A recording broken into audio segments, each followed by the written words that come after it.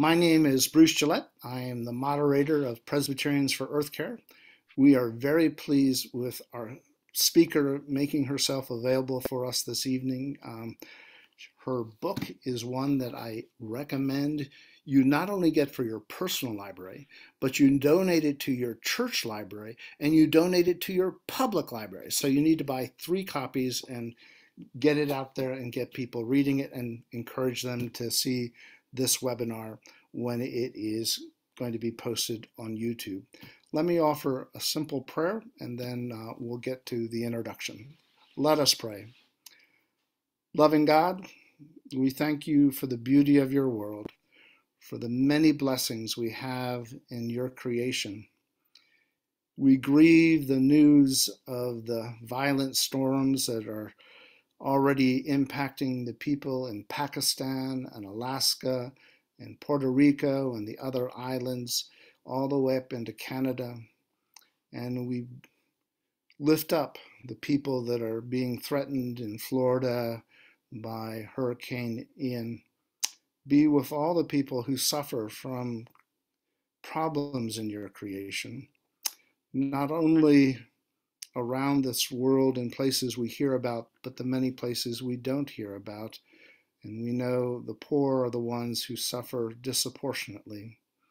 We also know these tragic news weighs heavy on people, including young people. We're thankful for this evening's program, for the gifted insights that will be shared. We ask your blessing on our speaker, on her work as a chaplain, and all that she does. Hear this prayer in the name of the head of the church, our Lord and Savior Jesus Christ. Amen. At this time, I'd like to invite Sally to give an introduction to our speaker. Sally is a member of the PEC program committee, and she has already tapped the speaker previously for a presentation and let us know about her, and we are excited that this is possible because of Sally. Sally, take it away, please. All right, well, I'm Reverend Sally Juarez. I'm the executive director of the Berkeley Presbyterian Mission Homes in Berkeley, California. And last year, during Earth Day week in 2021, I orchestrated a virtual conference on climate crisis, and Talitha Amadea Aho was one of the presenters for that week of programming. And as introduction to her presentation, Talitha wrote this: most generations living on Earth right now have a complacent attitude toward the looming climate crisis. For the most part, we think it won't affect our lives in any serious way. But the younger generations do not have that luxury. The existential threat of climate change hangs over them, resulting in an unprecedented crisis of spirit as these generations try to imagine what their future might be like in such an unstable world. This presentation last year, and I expect this evening as well, will address how we minister to the younger generation as they grapple with the spiritual questions that emerge when contemplating the climate crisis. So, as Bruce has already intimated, Talitha served as pastor at the Montclair Presbyterian Church in Oakland, California, where she was responsible for many years for the children and youth programming there. So she's been in ministry to young people, as she described, since she was old enough to qualify as chaperone at the PCUSA camps and churches. So she's a veteran of working with young people. She holds an MDiv and an MA in Biblical Studies from SFTS and the Graduate Theological Union in Berkeley. And quite recently, Talitha resigned her position at Montclair to become the chaplain at Children's Benioff Hospital in Oakland. And I know that she's a blessing to them there. So her book, In Deep Waters, Spiritual Care for Young People in a Climate Crisis, guides faith communities and to address the spiritual crisis facing young people today, guides pastors, guides parents, is a guide for us all, and it's a blessing, something we need in this world today. So without further ado, it's my honor and privilege to introduce you to Talitha. Thank you, Sally. Your introduction felt like a small work of art. I feel so grateful to be your colleague and to have you introducing me today. Thank you for your gracious and graceful words. So yeah, I've been ministering to young people, and when we had a particularly bad fire season here in 2018, it woke me up to the existential distress, the spiritual distress that young people are experiencing. I was riding in a van full of them because we were headed away from where we had planned to have our weekend retreat and headed to another direction because when fire season happens here, sometimes you just have to relocate because you can't be there. It's unbreathable. And so we were driving like through the smoke to get out of the smoke. And they just started venting their anger at God in a very intense way that woke me up. I was already on board with many ecological things. I've been part of the Presbyterian Hunger Program. I've been composting since the first time I was able to get a backyard compost set up. And I already had my spiritual awakening, but this was different. This brought together the ecological and the spiritual in a really important way for me. So I've been working on telling that story ever since. So that was one conversation I had that was really full of anger and intensity. I also want to share another conversation that I had with a young person who has really stayed with me. And this was not so full of anger intensity, but just full of deep grief. And Linnea is a young person in our congregation who really has just been a lovely, beautiful person who cares deeply about the environment, who, you know, there's not that many 20-year-olds who take up birding as their hobby, but that's the kind of person she is. And when I was writing this book, she wrote back to me. We exchanged letters like old-fashioned. It was great. And I want to read you what she wrote that gives a window into some of the distress facing the young generation today. I'm planning to devote my career to saving species, but sometimes it feels not even like I'm fighting an uphill battle, but like we've already lost the battle, and I'm trying to salvage the scraps of what's left over. It's really painful for me to think about. When I had my fieldwork fellowship, I did informational interviews with employees there. I asked them how they deal with climate grief when their careers are so focused on the destruction of the environment, hoping they could offer me some advice. The advice that felt most emotionally resonant came from a woman who told me that working on climate change is distressing and depressing, and there's not really a way around it. She told me that she and many other biologists who work on climate change issues deal with a lot of pain. And it's a choice I have to make on whether I'm willing to take that on. It was a sad answer to hear, but I felt relief to find someone to tell me that hard truth and who seemed to have dealt with a similar grief to mine. To me, nature feels like the core of my identity. My life centers around nature. My career path is in conservation. My hobbies are hiking, backpacking, birding, and plant identification. My art is mostly paintings of nature. For me, it's hard to separate who I am from my love for nature. Climate grief is intertwined with my own sense of self, which can be very painful. Growing up, I used to believe in a more traditional sense of God, but lost that in my teenage years. These days, I view nature itself as the divine. So for me, it feels like God is dying. And those are really deep, heavy words that Linnea shared with me. And I think really important for us to hear. Somebody like her is caught in an endless cycle that really it's Good Friday meets Groundhog Day. God is dying every day. God is dying around us in excruciating ways, and she feels that kind of pain. And I think there's something about her generation that makes it different. Those of us who grew up in more stable times can see this as a new thing that's happening. But those of us who are coming of age right now, in the middle of such instability, don't have that to lean on. And as we start here, I want to acknowledge that not all of us feel like Linnea does.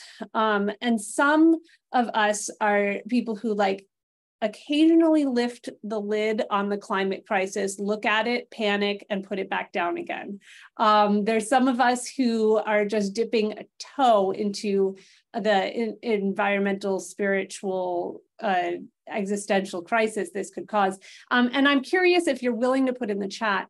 I wonder on a kind of spectrum of hey, I sometimes dip my toe into it. Maybe I'm interested in doing more, but the climate crisis is not existentially swamping me on a daily basis. To the story I just shared of Linnea, where she is swamped, she is struggling, she's gasping for air, trying to swim through this onslaught.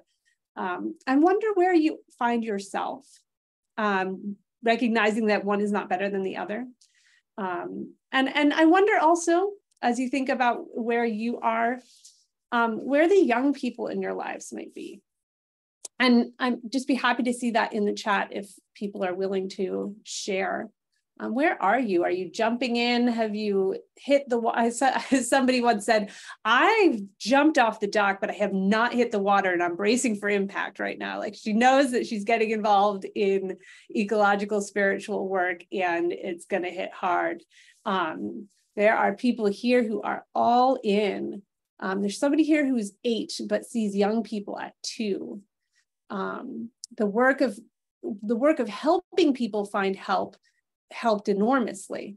And no longer doing that is making it harder for someone to stay engaged. I feel that too, because I had been a parish pastor and now I am a hospital chaplain. I am helping people through their emotional struggles every day, but they're not all so climate focused as they used to be.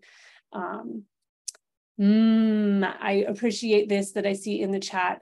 Somebody has adult daughters who have been nurtured in a loving, faith-filled church community, but they are disillusioned right now by the church and faith communities in so many ways. And one important one is their fear about climate change and the future.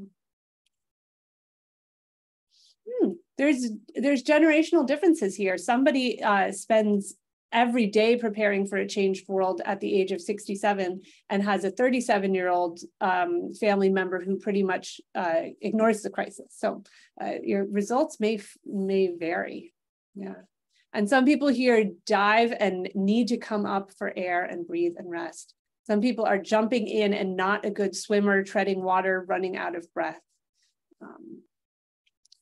Yeah, thank you.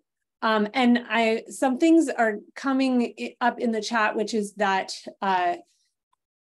that there's a role of hope. We're going to be talking about hope a lot because it's such a careful, delicate thing.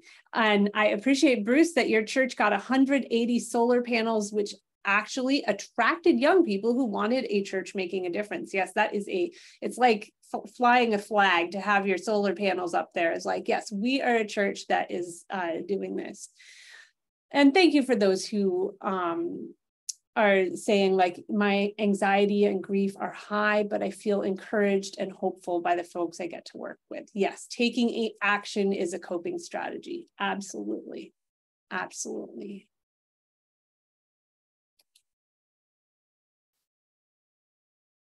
Being in faith and climate environmental groups helps a lot. Yep. It's protective against isolation and loneliness is really important.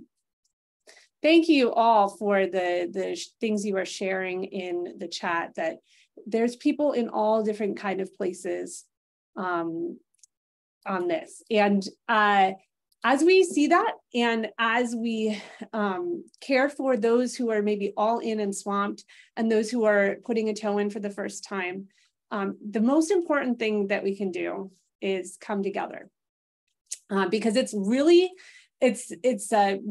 hard and lonely out on the treading water desperately side of the spectrum. And it's also those who have not put a toe in yet really need to, because otherwise they'll be disconnected from the people on the other side. So we need to come together. We need to listen to one another, and we need to talk about these issues in our church communities.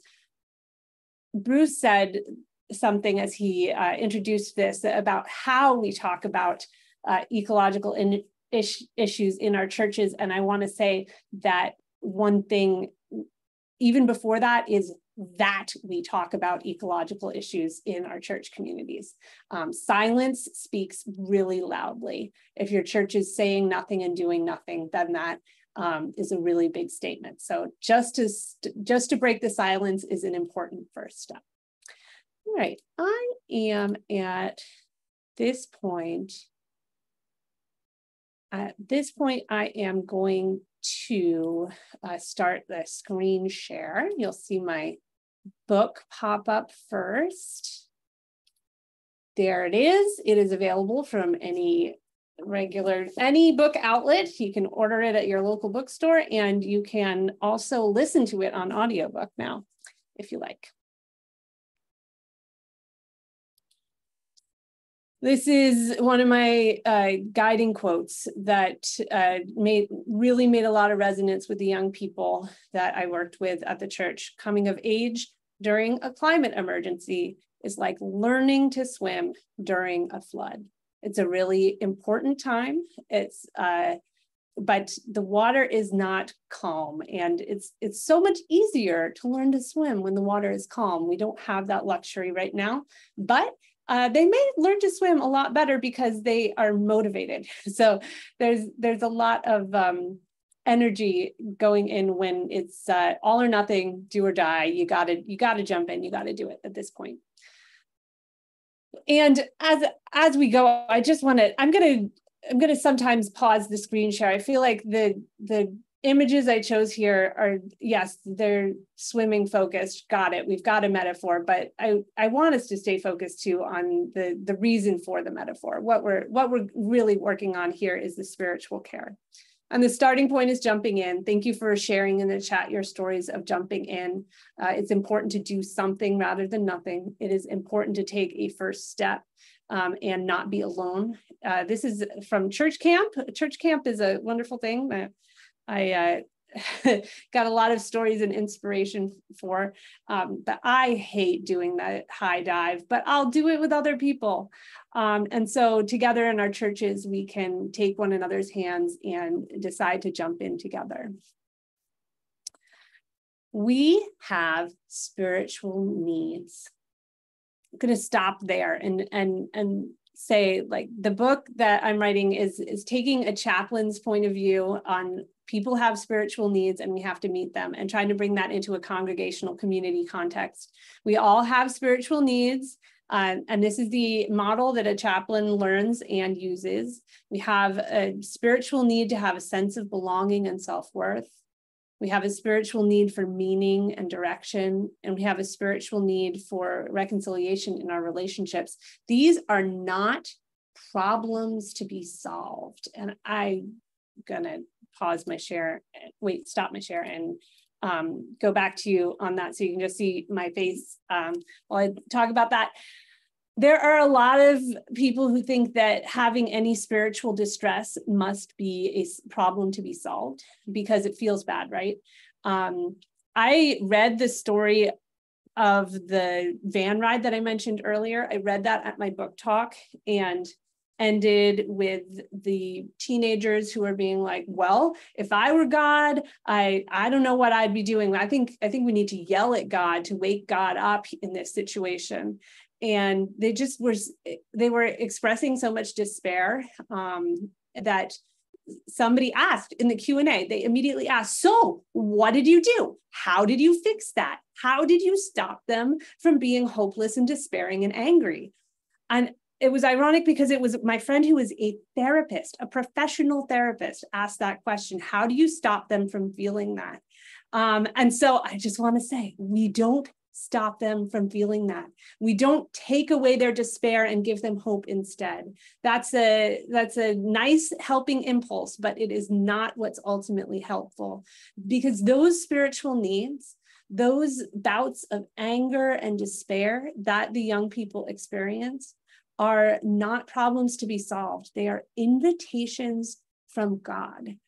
And if we jump straight over them, we're doing a spiritual bypass. And I like to give the example of a funeral at this point, where sometimes at a funeral, somebody will say, "Oh, isn't it so nice that they're in heaven now?" And jump over the fact that there are grieving people in the room right there. It is nice that they're in heaven now, and I'm grieving hard right now. I feel sad. That sadness is not a problem to be solved. That sadness is a gift from God, because it is the flip side of love.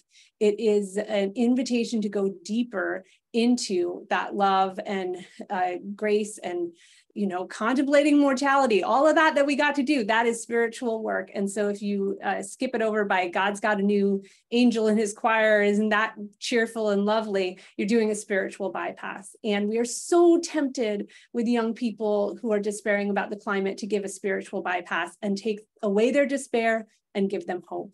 But that is not what we need to do. Their longings are a gift from God, and we stand with them right where they are. And maybe they will find their hope, but it won't be a hope that somebody else handed them as a bypass. Go back to screen sharing. So the first spiritual need is our need to feel a sense of being beloved, that we belong. This is a campy picture here because it happens to a lot of us when we go to a peaceful, beautiful place like a church camp and have like a kind of mountaintop experience where we look at the stars and we realize that there is so much goodness in the world. We look past the everyday things we see and we see the bigness of it all, and how we are part of this creation that God created and loved. And so we get a beautiful sense of feeling beloved and belonging. That's a spiritual need that everybody has and everybody fills differently. Some people fill it with words of affirmation or with community connection, and some like it straight in nature, things like that. But that's a spiritual need that we all have, and that is hard for young people to feel beloved and belonging when it feels like you are growing up in a trash heap. This could be the debris of a disaster, or it could be the kind of absentee landlord kind of grossness where there's boarded up windows and things don't work, and your city doesn't pay attention to the needs of the people for beauty and parks and stuff like that. Just living in what we define as refuse and discardedness makes people feel like they are being discarded as well. That's what young people give voice to, that they feel like their lives are being discarded like trash. And so we offer help to people when they're in that spiritual need by listening to them deeply with affirmation and attunement. Attunement here, I offered a picture of somebody swimming because that you just feel like you're one with the water, right? But you can also get that feeling when somebody listens to you deeply, like they're with you, they are listening to you, they're giving and taking, and they maybe they even start like breathing and moving the way you do. That kind of attunement, that kind of care we give somebody as we listen to them and appreciate them can help them feel like, oh yeah, I have goodness in me, and the world has goodness and I belong in it. So that's one kind of spiritual care that we offer people. Go on to the second spiritual care need, which is the need for meaning and direction. We need to know what's important. We need to know where to go, how to get there. And I'll give the example of growing up in my church. I served on a PNC. Sorry, not everybody here might be Presbyterian. I'm not going to speak too many acronyms. I served on a pastor nominating committee when I myself was a teenager. And I loved that a question we asked every single candidate was, how do you feel about homeless and or crazy and or smelly people? The question might have been worded insensitively, but that was the question we asked in every interview. And it spoke to me that our church really values our ministry to people experiencing homelessness. And we can't have a pastor who is even slightly uncomfortable with that. So I knew what my church was about, and I knew how to check if other people were headed in the same direction with us. And I like to give the example of my generation's ecological commandments here. They were easy: reduce, reuse, recycle. That's it. Save the earth. You'd be really great heroes if you did those three things. But it's so much more complicated now.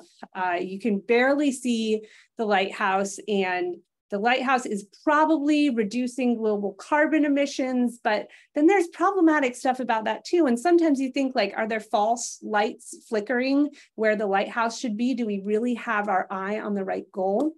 And to that end, I will point out that some of the messaging around the climate crisis about reducing your personal carbon footprint ends up creating a really toxic view of humanity, that, like, what we need to do is less, less, less. Take up less space, do less things, as if humans were inherently toxic and could only harm the environment. It comes out to feel like a kind of spiritual anorexia. And I say that knowing that reducing carbon is the most important thing we can do right now.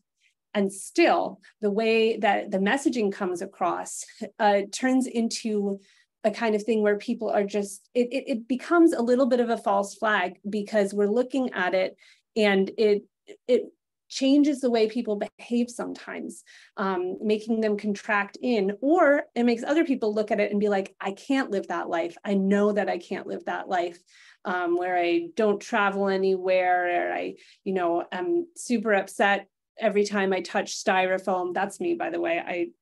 I yes, have made life decisions that are bigger than they needed to be just to avoid unreusable plastic and styrofoam and things like that. So reduce, reuse, recycle. Those are my things that I grew up with, but it's so much more complicated and difficult than that. So it feels like we're trying to strike out for what can we do ecologically speaking, but it's hard to have our sense of meaning and direction.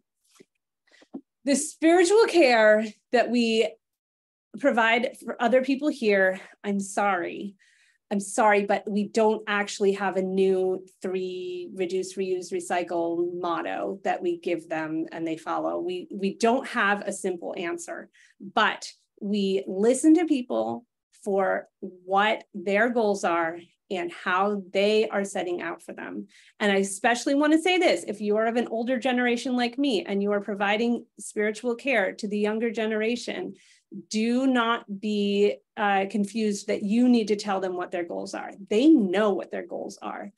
And some of us who are of older generations are actually distressed to find out that some people, some activists of the younger generation have kind of quit on trying to turn the climate change wagon around. And instead, they are focusing on building local, resilient communities of organizing and mutual aid.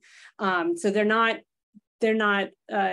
protesting at Chevron anymore. That's like not their best use of time. They are accepting that climate change is happening, and they are trying to build, how do we have like survival cells for the things that we value about our community? How do we protect this thing if we can't protect it all? That distresses a lot of us who are older. We're like, no, we are still on, we're going to turn the whole thing around, and we are going to get the global carbon levels back down again.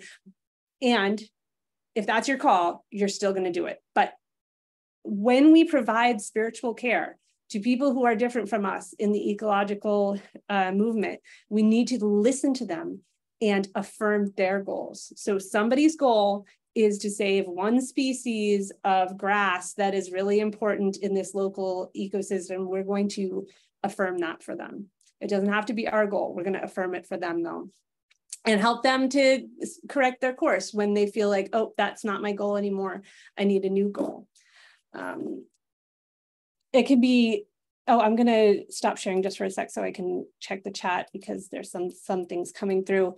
It can be distressing when we realize we don't all have the same goals, but it is really important that we put that through, that kind of listening that is supportive of others.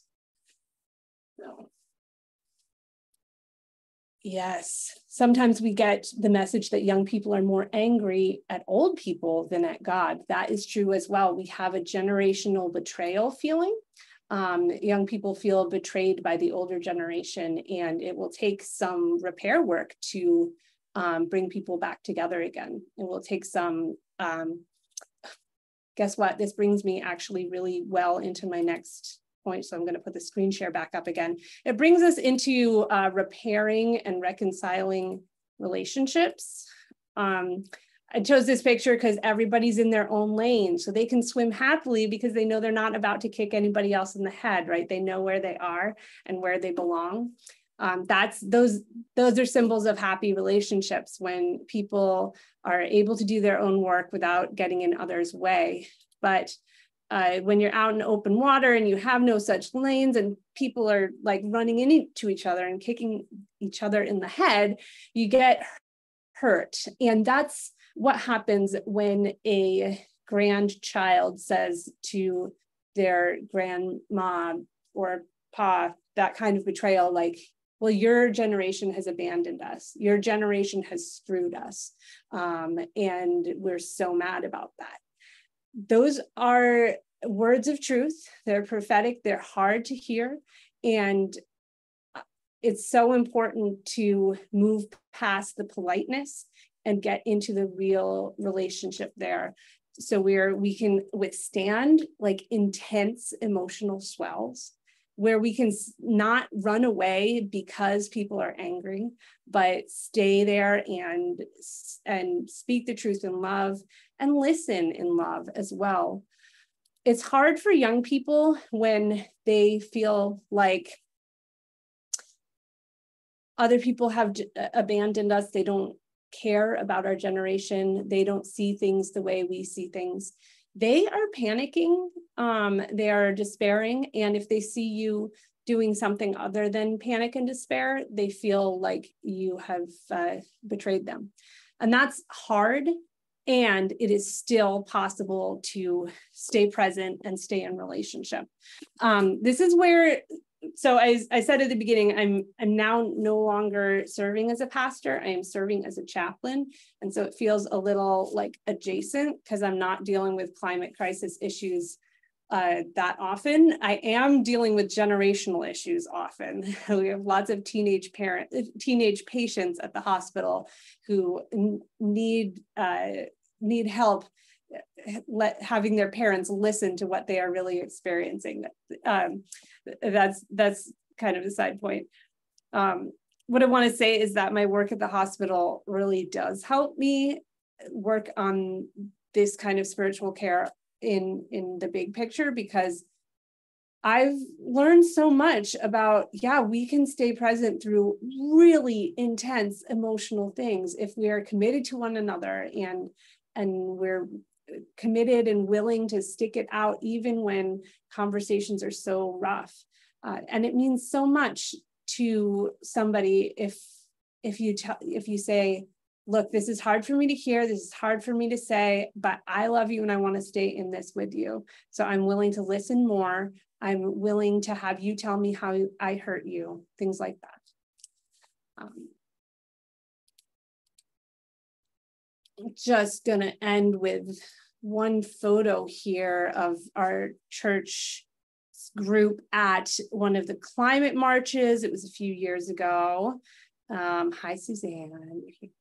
And I think that one of the most important things we can do is get together for collective action, move together, channel collective action. At this particular climate march, I thought it was great that the organizers handed out these little pieces of paper with the 5 targets. So we're going to stop in front of PG&E headquarters. That's our energy company. And these are the things we're going to chant there because this is the demand we want to make from them. We're going to stop in front of Amazon's headquarters. And these are the things we're chanting there because these are the demands we're making of them. It just was so empowering for the young people there to be like, oh yeah, we're making specific demands. This is not just general rage. We need to focus it and how do we go where? And one person just said, it was so nice to know that I wasn't the only person who was angry, just to know that other people were angry too. So getting together at collective actions like that is super important. We're gonna do quick Q&A, aren't we? I've been talking for way longer than anybody should talk without a breath and a sip of water. So what we're going to ask people to do is to make use of the Zoom reaction. In the bottom of your screen, you'll see over towards the right a heading reaction. And if you click that, there is a place there that you can raise your hand. And when you raise your hand, you will come to the top of the people and we will know that you have a question. What we'd like to deal with right now are questions for our speaker and not so much comments. We welcome comments later on in the evening, but we want to get the questions in so that we can address what you want to ask now. So please feel free to raise your hand and hopefully we will see you. And if you're asking your question, you will be recorded on the recording we're sharing, right? Right. We will turn the recording off at 5 o'clock West Coast time, 8 o'clock East Coast time, and in between. So, Barb, you've got one for us. I think, Barb, you're up in Alaska, if I remember correctly. Hi, yeah. So the population in Alaska is only about 700,000 total. And they're really not on board with trying to save the earth at this point, except that we know that climate change is affecting Alaska dramatically more than other parts of the country and the world. And there's a disconnect there, and I'm not sure what we can do about it. I mean, the small steps that the churches are taking here are some. I bought one solar panel for the roof of my church, and if I could afford it, I'd buy some more. But it's just, when I first came here 16 years ago, I was amazed at how people don't recycle. They don't seem to care about anything as far as the environment goes. And it's just disheartening. I don't know if you have any comments about that. It's not really my area of expertise because I've been in Berkeley and Oakland, California, where we're, it's not like a red-blue divide, it's like a blue-green divide, actually. So that has not been my area of expertise, but I will say that even here, those who are super on board with climate crisis work are pivoting to do local things. And one angle might be disaster prevention and disaster preparation in sustainable ways, like whether that's looking at landscaping that won't wash away in floods and things like that. May be a way that people can see their sense of self-preservation is tied to the sense of self-preservation of the land. And from there, you can talk more about the biblical mandates in which we take care of the land and things like that. But there may be an angle at which you can connect people, like, this is my land, this is where I live, I belong to it, I have to take care of it. Like 90% of the food is shipped in here. So we had like a big 3-day storm back in January. The store shelves were very empty very quickly. And so that struck a chord, like people having emergency food on hand and having, medicines available and pet food and all that stuff available for an extended period of time, because you just aren't going to be able to go to the store. Yes, and with extreme weather, we can expect those things to happen again and more. So making, you know, kind and caring community structures that are set up to mitigate the desperation that would happen if your family did not have any food is a way to address that as well. I would also suggest Catherine Hayhoe's book on Saving Us, that talks about having conversations with people across the spectrum and ways of bringing folks together. As you mentioned earlier, different people have different priorities. And that's okay, because it's a huge global problem. So some people can do this, other people can do that, and adding it all together, it can truly make a difference. So didn't really take time. Other questions? Sally, did you have one? Can you just put that in the chat box, that title, Bruce? Sure. Thank you.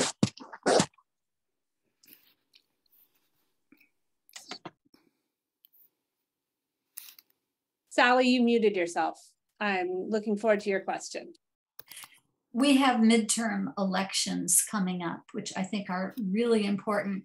What campaigning do you suggest? How can we help motivate people to get out and elect officials who give a priority to the climate crisis? I don't think I can offer one answer that's going to be true in so many different places, because I know that motivations really vary from place to place. And I know that issues vary from place to place. Are you, standing against coal at your local port, or are you worried about flooding? Like the issues are different in each place. And so I can't offer one thing, but other than to affirm finding the places in which people do feel energized and like they can make a difference is really important. And that is listening to people to find out what their interest is, what their self-interest is, not just their moral interest, but what do they need? And connecting that to what a sense of your interest and what you need, and finding those places where we connect. Donna, you have your hand up. Yeah, I was curious what you discovered in talking with young people interested in working for the climate about the participation of older people in their projects, because I've always felt as if I didn't want to take over, or I wanted to support, but I didn't know if that was a plus or a minus. Yes. I appreciate your sensitivity there, because sometimes it can be so detrimental when somebody shows up and is like, I'm ready to support you. Can we do it? I want to do it this way. It can sometimes intimidate those who are currently leading it, especially when the people trying to show up are older and the people trying to lead are younger. There's just an inherent intimidation factor that comes up at that point. And so I think that if you're asking that, that's great. And if you're showing up and rather than looking around and saying, I know what to do, you're going to the person with the megaphone or somebody next to the person with the megaphone and saying, tell me where you need me. And that takes building the relationship until they know where they can trust you. Sometimes there may be issues with, we had somebody from a adjacent organization show up and start yelling their own message at a youth-led protest, and a lot of the grown-ups had to circle around and be like, this is a youth-led protest, put your megaphone down. That's the one with the megaphone there, we're following her. And so that's just that sensitivity is really important, and I thank you for the question. Yeah. And I believe, is it Bill McKibben now who's working on it's called Third Act. Mm-hmm. And it's specifically about how older people can use what unique gifts you have for the climate work. There are a couple of comments in the chat about politics. Jane mentions the idea of attending candidate forums and asking what they plan to do. Yes, ask it over and over again. Yes. Rebecca has a link to Eco America's information on the midterms. I think the IPL also has a midterms election guide that also would be worth, and Sierra Club also is doing things on the midterms, because a lot of people are saying this is a very important time, and involving young people in that process is empowering, and quite frankly, they do make a difference.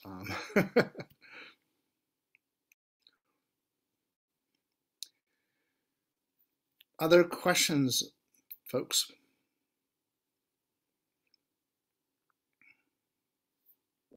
If you don't ask me questions, I start asking you questions, so. There is a little commercial for the Presbyterian Climate Advocate Program that's starting this Sunday. Unfortunately, my understanding is that will be the last time it will be offered. So you want to get in now. I think Sally has her hand up. Sally Dunn. You're muted.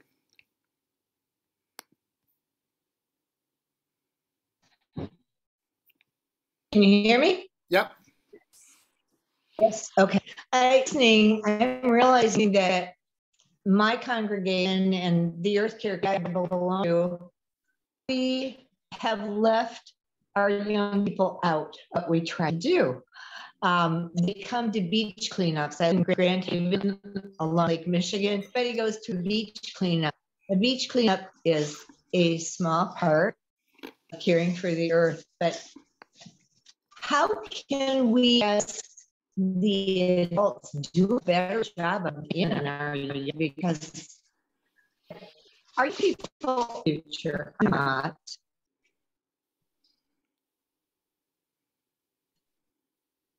I had a little bit of trouble understanding the question at the end there. How can older people do a better job of what? How can we get our younger people involved in what we're doing? I think we don't know how to them. And we have active youth. I mean, kind of question, can the Earth Care Committee request to go youth sometime? Hey guys, what's going on with you? Would that help that they're involved? All right, so Sally, I'm sorry, we're gonna stop trying to listen to you because it is hard to hear. If somebody got it better than me, can you put it in the chat? And Sally, if you wanna write your question out in the chat, it's just, I think you have your audio is not working well. Yeah, we have a difficult audio connection. And yeah. I would say that one thing that's super important to what I could hear of your question is relationship building and establishing yourself as a good listener. I'm just, if you take one thing from me, take listening skills. That's the way to build a relationship is to listen deeply and without interrupting and without judging, but just to listen deeply. We're listening for the next question. Mm-hmm.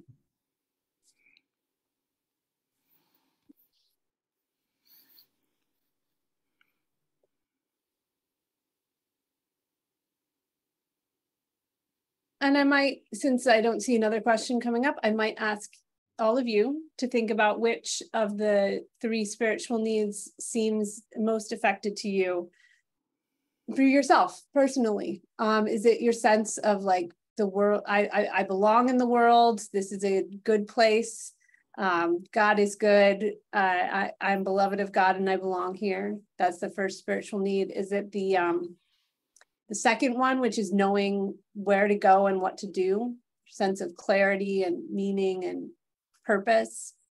Or is it the third one where we're getting into relationship difficulty and fighting with others and having arguments? I wonder which one seems to be the most affected by the climate crisis for you. That's my question. It's not an easy one. So if you want to lob easier questions back at me, happy to take it.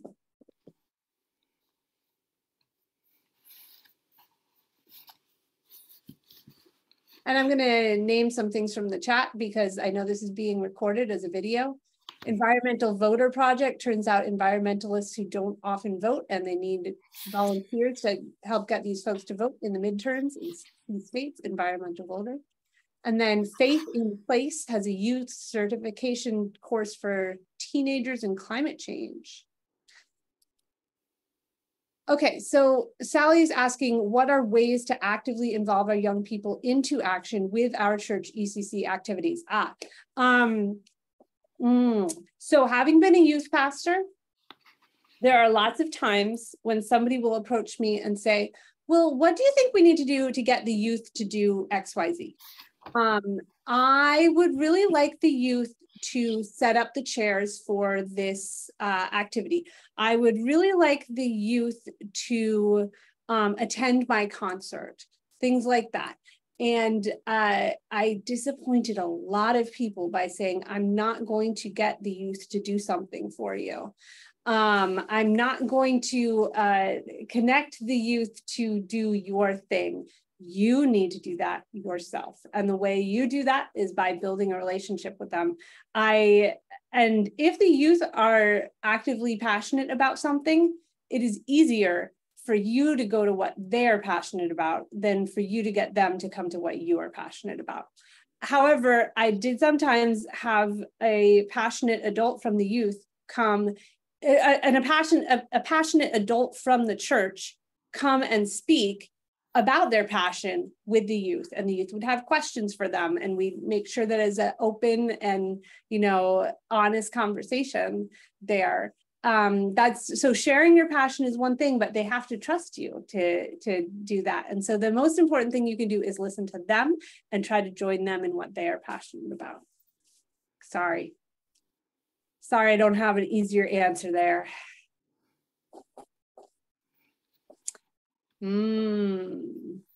Sally put in the chat, the most important to me is clarity as to the best, most effective use of my time and energy in a supportive role and in a leadership role, and knowing when to be in which role in this climate crisis. Aha. There might not be one best, most effective use. It's going to be a balance that you have to strike. You're going to try things and see how they go. And I also want to say that sometimes it's frustrating because sometimes we work hard in this movement and it doesn't seem effective. That's the suffering that I hear behind your question, is that I'm trying to find the most effective use of my time and energy. That question tells me that maybe you have seen your time and energy be wasted. And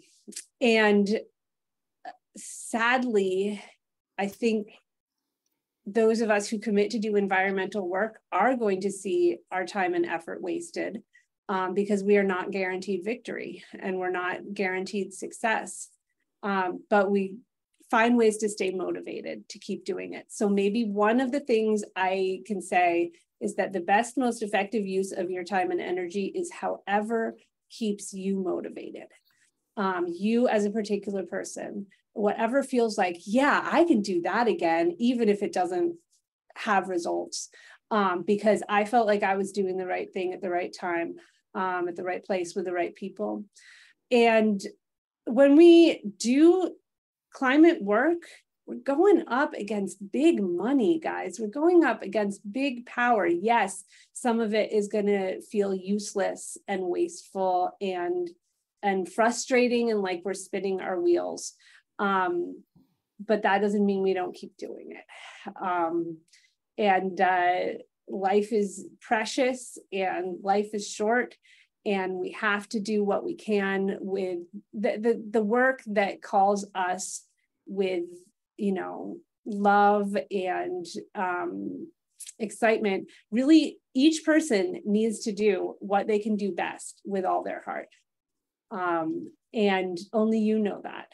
Only, and you may not know that, but only you can do the necessary experimentation to find that out.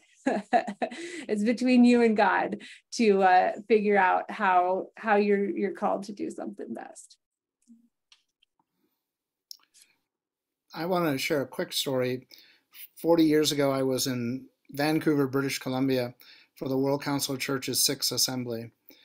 And in this huge meeting hall, a small, short man came in, and everybody rose and gave a standing ovation for him. And I didn't have a clue. I didn't recognize him, who he was. And he was introduced as the General Secretary for the South African Council of Churches, and his name was Desmond Tutu. He was not yet the Archbishop, not yet the Nobel Peace Prize winner. And he had been in prison, and there had been an effort around the world to get him out of prison to come to this Christian gathering. And he got up there and in his jubilant way said, "I've been in prison many times, but I have always been released. But as a Christian, I will always be a prisoner of hope because I believe God is at work in this world." And for me, hope is a very powerful force. It shouldn't be made lightly, and I think you alluded to the fact that we have to acknowledge where people are and not just throw something at them. But how do you give a sense of hope in a very difficult, struggling world? Because I do think that's part of the Christian message. Thank you. Yeah, and I think that young people are finding hope that is different than our hope. And if at my last book talk, somebody accused me of being hopeless. He said, "You're just giving up on that. You're just accepting that climate change is coming." And I said, "Yeah." And I think you need to kill your false hope in order to find a true hope. You need to kill the naive hope that, well, everybody will work together and I'm buying the new electric light bulbs and so everything's going to be okay. That's naivety. That is not hope. Similar to, I read a book on mortality, which seems like a really odd subject to bring in right now, but it was just naming the ways in which we deny our mortality and act as if we can just do things better and optimize our lives and live more. Whereas if you just accept that your life is going to end, sometimes that frees you in a much better way to make better choices day by day. And so we need to get rid of the hope that is false and hold on to a hope that is profoundly much deeper. The hope of the empty tomb, the hope that there is resurrection, the hope that, yes, this world is coming to an end, but a new world is being born in the shell of it right now. So that's my word on hope there. Thank you. Marty gets the last recorded question, and then we'll turn the recording off. And people who want to stay around for a few more minutes are welcome to ask questions or make comments, but take it away. Thank you. I'd like to make everyone aware of the website, Vote 411. That's the numerals, just the Arabic numeral, 411. I think it's .org, but Vote 411. Because who our leaders are, who our elected leaders are, and what their thinking is on climate change is really important. And this Vote 411 gives you information about, I think, the questions that the candidates themselves have answered about various issues. So if you're interested in doing research about candidates before you vote, I recommend you Google or find the website Vote 411. I think it's vote411.org. Okay. Do you want a final word as our guest speaker this evening? I felt like I had some real like final word energy a minute ago. So maybe and ended it there. What can I say? Thank you for caring. Thank you for being here with your open hearts and your own despair and challenges and frustration and wanting to do this more and just stay connected to other people. Just listen to other stories. You're not alone. We're doing this together. Terrible things are happening and also beautiful things are happening. And we don't need horrible things not to happen in order to keep faith in a good and gracious and loving God. So let that be our blessing. Thank you. Thank you all for being here. We will email you the link to the YouTube posting of this that we hope you'll share with family and friends. And as the son of a librarian, I will close by saying, buy the book, not only for yourself, but for libraries as well. Thank you very much. We'll turn it off, but if you still have questions, she can stick around for a little while longer. Blessings on you all and your care for God's creation. Yes, I'm